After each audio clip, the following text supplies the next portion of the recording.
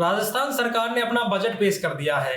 वित्त मंत्री दिया कुमारी ने कल बजट पेश किया है और विपक्ष ने कहा है कि ये जो बजट है, ये बजट उम्मीदों पर, जनता की उम्मीदों पर खरा नहीं उतरता है। हमारे साथ कांग्रेस के विधायक टोडाभीम से घनश्याम मेहर मौजूद, उनसे बात करते हैं। सर, इस बजट को कैसे देखते हैं? देखिए, ये बजट राजस्थान की जनता को निराश करने वाला बजट है। दिया कुमारी जी ने जो बजट पेश किया, उस बजट से राजस्थान की जनता को भारी निराशा है। किसानों को, युवाओं को, मजदूरों को, व्यापारियों को, किसी भी वर्ग को इसमें फायदा नहीं मिला है। पिछले 5 साल में भारतीय जनता पार्टी की सरकार विपक्ष में थी और केंद्र में सत्ता में थे ये लोग। तो ये मोदी जी कहते थे कि किसानों की आय हम 2022 तक दोगुनी करते हैं। आज किसानों की जो हालात है इस देश में बहुत ज्यादा खराब है। किसानों को जो यात्राएं इन लोगों ने दी है, तो 70 साल में किसानों की इस तरह पहले। आज बिजली के क्षेत्र में देख लो आप, अघोषित कटौती 10-10, 12-12 घंटे, उससे आम आदमी बहुत त्रस्त है, परेशान है। और आप ERCP के नाम से इन्हें वोट दिए। मोदी जी कहते थे कि ERCP को हम राष्ट्रीय परियोजना घोषित करें, और इन्हीं की स्कीम थी 2017-16 में।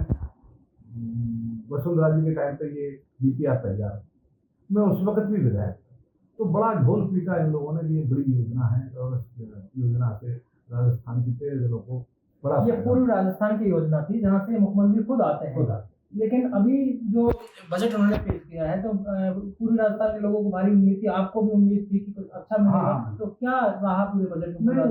उम्मीदों पे पानी फिर गया। और पूर्वी राजस्थान से मैं भी आता हूँ, पूर्वी राजस्थान से हमारे माननीय मुख्यमंत्री जी भजनलाल जी आते हैं, जो भरतपुर के रहने वाले हैं। तो वहाँ के लोगों को एक बहुत उम्मीद थी कि हमको बहुत कुछ मिलने वाला है। तो वहाँ लोगों को निराशा हाथ लगी है। किसी तरह के वहाँ बड़े कोई प्रोजेक्ट नहीं दिए, न कोई मेडिकल कॉलेज दिए, न किसी तरह का कोई इंस्टीट्यूट बड़े वहाँ दिए, न कोई बड़े रोडों का इस तरह की कोई सेंक्शन निकाली। तो मैं तो ये मानता हूँ कि राजस्थान की जनता को इस बजट से भारी निराशा महसूस हुई। और आने वाले समय में भारतीय जनता पार्टी पंचायत चुनाव, निकाय चुनाव में भारी बहुमत से चुनाव हारेगी, ये मैं आपको विश्वास। जिस तरह से ये कह रहे हैं कि हमने कृषि बजट अलग से पेश किया है, 93,000 करोड़ का ऋण देंगे, ये देंगे, किस तरह देखते हैं इसको भी? देखो, कृषि के बजट में किसानों को कोई फायदा नहीं है। पिछली सरकार हमारी कांग्रेस गवर्नमेंट, आप देखें जैसे सहकारिता के फसली ऋण थे, उनमें इनने बजट को घटा दिया है। और बहुत सारे जो कृषि के इस तरह के प्रावधान थे किसानों के लिए, उनको सबको कटौती की है। तो किसानों को मिला क्या है? आज किसानों की हालात आप जानते हो, जितनी लागत किसान लगाता है उतना मिल नहीं पा रहा है। पर वो मजबूरी है किसान की भी कि खेत में काम करना, फसल पैदा करना, और फसल का सही दाम मिल नहीं पा रहा है। ये MSP की बात क्यों नहीं करते? जब किसानों को फायदा देना चाहते हैं तो आपको MSP की बात करनी चाहिए, निश्चित रेट तय करनी चाहिए कि बाजरा इस भाव में खरीदेंगे। गेहूं पे 125 रुपए बढ़ाए हैं उन्होंने। तो वो 125 रुपए बढ़ाने का कोई मतलब नहीं है। ये इस तरह की गुमराह करने वाली बात है। आप भी किसान परिवार से आते हैं, मुख्यमंत्री जी भी किसान परिवार से आते हैं, हम भी किसान परिवार से आते हैं। तो आप किसानों के लिए काम नहीं कर रहे, तो बताओ, ये बहुत दुर्भाग्य की बात है। और आज राजस्थान के किसानों में भारी रोष है, वो आपको लोकसभा के चुनाव में देखने को मिला, और आने वाले समय में और ज्यादा रोष पैदा होगा, और निश्चित रूप से लोगों के खिलाफ कार्रवाई। जिस तरह से बिजली, पानी और किसान, ये चीजें, युवा लगातार विरोध कर रहे हैं, भर्तियों की मांग कर रहे हैं, नीट का एक बड़ा मामला था, उसको कैसे देख रहे हैं आप? देखिए, पिछली बार इन लोगों ने पेपर लीक का मुद्दे को बड़ा इशू बनाया, और हम लोग उसको सही ढंग से प्रोजेक्ट नहीं कर पाए, तो उसका नुकसान कांग्रेस पार्टी को हुआ। आज पूरे देश में हालात आप देख लो, नीट का पेपर लीक हो गया, उस पर ये लोग कोई जवाब नहीं दे रहे। धर्मेंद्र प्रधान जी का उस दिन जवाब कुछ और था। सुप्रीम कोर्ट के, माननीय सुप्रीम कोर्ट के दबाव में आकर ये कुछ लोग कुछ कार्रवाई कर रहे हैं। अभी तो पूरी तरह इन्हें उसको रद्द नहीं किया है, पर इनको इस पेपर को रद्द करना चाहिए। और आज पूरे देश के युवाओं को एक कॉन्फिडेंस होगा इसको निलंबित करके, कि भाई दोबारा से इसका एक कोई अलग से आयोग या बोर्ड बनाया जाए जो किसी तरह की पेपर लीक किसी भी संस्था में नहीं होनी चाहिए। आज भारतीय जनता पार्टी की सरकार, वो कहते हैं डबल इंजन की सरकार, तो दोनों जगह डबल इंजन की सरकार जनता ने बना दी। तो अब आप लोग फिर भी अब हाउस में आते तो कांग्रेस को कोसते हैं, वहाँ दिल्ली में नेहरू जी को कोसते हैं, अरे भाई, अब आपके पास तो 10 साल से सत्ता है दिल्ली में, यहाँ भी आप अपराध का मामला लगातार देखा जा रहा है, सरकार आने के बाद बहुत सारे मामले लगातार आए। कहीं भी आप पूरे राजस्थान देखे, मूक बधिर का मामला था, आपके क्षेत्र का मामला था, तो किस तरह से महिला सुरक्षा में क्या फेल नजर आ रही है सरकार? नहीं, महिला सुरक्षा में तो फेल हो ही गई, पर सभी मामलों में फेल हो चुकी है। पुलिस के लोग इनमें लिप्त हो चुके हैं। पुलिस जैसे हमारे बजरी माफिया, पहले बजरी का काम करते थे माफिया लोग, अब खुद पुलिस ही कर रही है ऐसे कामों को। अपराधों में लिप्त पुलिस हो रही है। दलाल लोग पुलिस के यहाँ बैठे रहते हैं, पुलिस की गाड़ियों में घूमते हैं, गुंडा बदमाश जो लोग हैं वो पुलिस से जुड़े हुए हैं। तो एक तो भय पैदा हो गया जनता में, और पुलिस के प्रति विश्वास कम होता जा रहा है, सरकार के विश्वसनीय कम होती जा रही है। तो कानून व्यवस्था इनकी पूरी तरह चौपट। एक वीडियो भी वायरल हो रहा था अभी, उस पे कि बुजुर्ग महिला है, उनके बुजुर्ग एक दंपति हैं, इनको पुलिस घसीट रही है। बजरी का ही मामला था जो अभी वायरल हो रहा है पूरी तरह से। देखो, बजरी के मामले में तो मैं आपको पहले भी कह चुका हूँ, इन लोगों ने खुद ने गाड़ियां खरीदी है, डंपर खरीदी है, खुद पुलिस की सीआई है और अधिकारी जो है, कांस्टेबल तक पुलिस के इसमें इन्वॉल्व है। ये खुद लोग, और वो माफिया तो साइड में हुए, बजरी माफिया, उनको तो ये और कामों में ले रहे हैं, पर ये खुद लोग जब बजरी की तस्करी कर रहे हैं, बजरी के उसमें लिप्त हो गए हैं, तो फिर ये बंद होने का कोई मतलब नहीं है। ये इस तरह से चलता रहेगा, सरकार के संज्ञान में भी, और सरकार के लोगों को पैसा मिल रहा है, इसलिए ये काम बंद होने वाला नहीं है। गाँव में आप देख सकते हैं, आप भी ग्रामीण एरिया से आते हैं, गाँव में स्मैक का कितना वो पड़ रहा है। आज हमारा युवा जो है पूर्वी राजस्थान का, वो इसमें बहुत ज़्यादा नशेली चीज़ों में लिप्त होता जा रहा है, तो उसको पुलिस बंद नहीं करके उल्टा उनको प्रोत्साहित करती है। कोई बंद कर दे, पैसा लेके छोड़ देती है। और जो लोग ये काम को कर रहे हैं, तो वहाँ हर थाने में 2-2 4-4 दलाल बैठे रहते हैं, वो दलालों के हिसाब से वो हो रहा है। गाँव में भय पैदा हो गया गुंडे बदमाशों का। मेरे क्षेत्र में कई मर्डर हो चुके हैं। मूक बधिर लड़की की बलात्कार कर दिया गया, उसको मार दिया गया।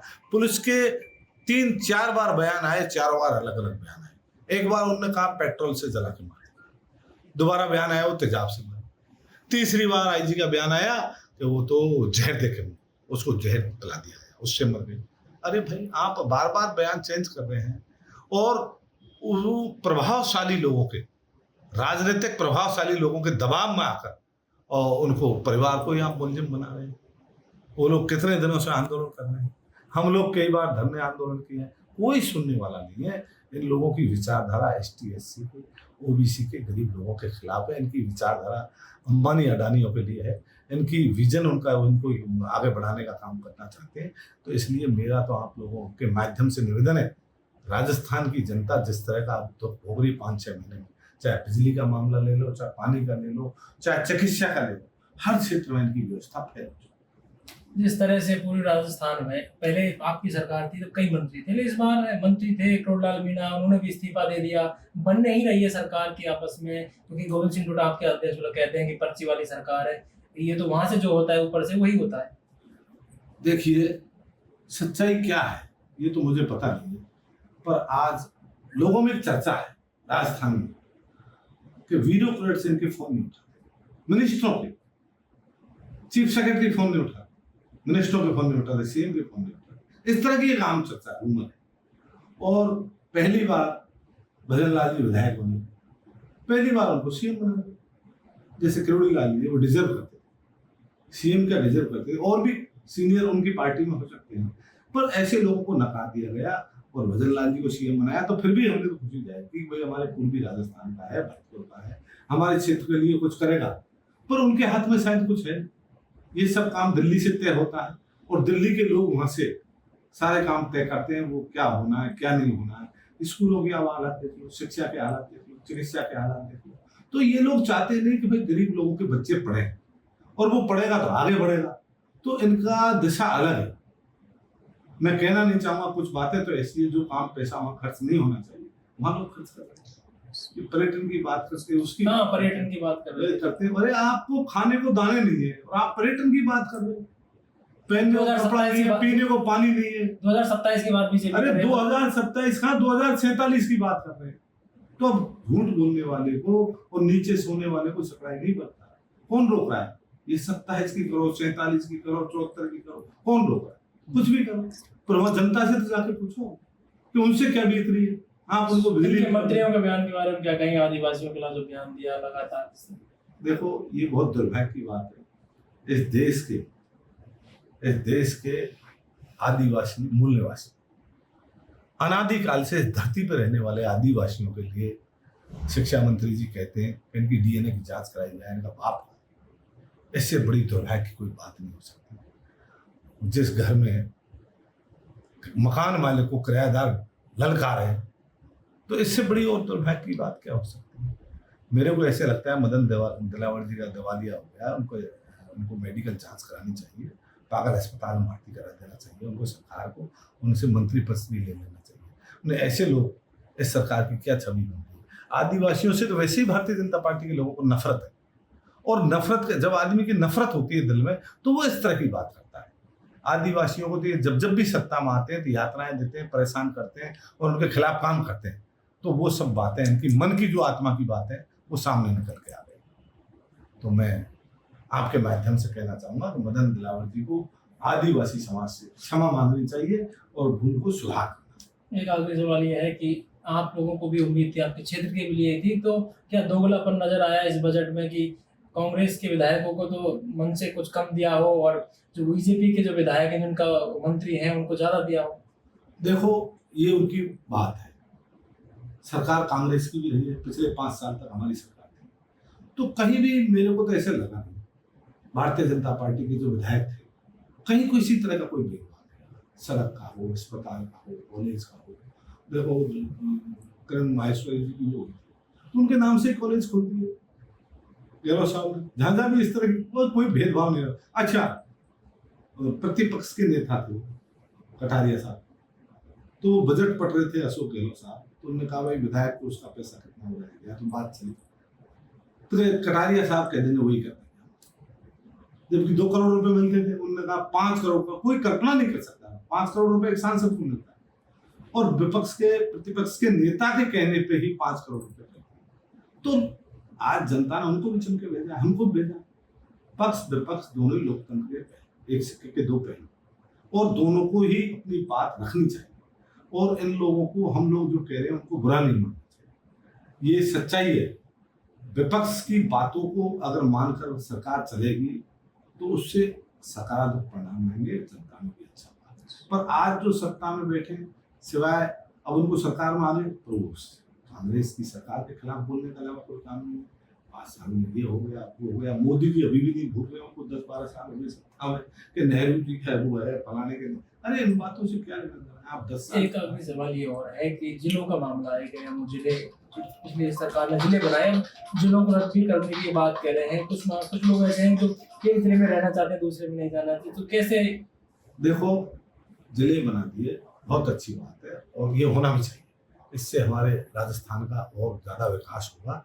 और ये लोग भारतीय जनता पार्टी के माननीय भजन लाल जी जिला और बना लो, 50 हो गए, आप 55 कर लो, 60 कर लो। पर अगर जिलों को तोड़ते हैं तो इससे बहुत भारी नुकसान होगा, जनता में आक्रोश पैदा होगा।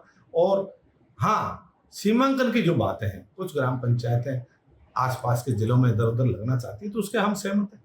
आपने कमेटी बनाई, उस कमेटी के आधार पर उनको जहाँ सुविधा है तो सुविधा के अनुसार अगर कोई त्रुटि रहेगी तो उसको ठीक कर लो, पर जिलों को चेंज करने की बात है। और बनाना चाहते हो तो आप 2, 4, 5, 10 सरकार में हो, आपको बनाने चाहिए, कौन मना करता है।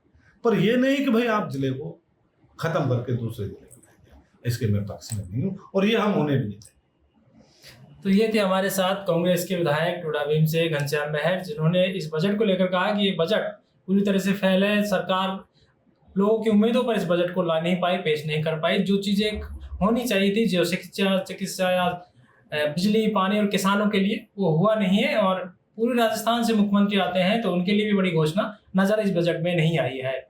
पॉलिटिकल पंचायत के लिए जयपुर से दशरथ सिंह।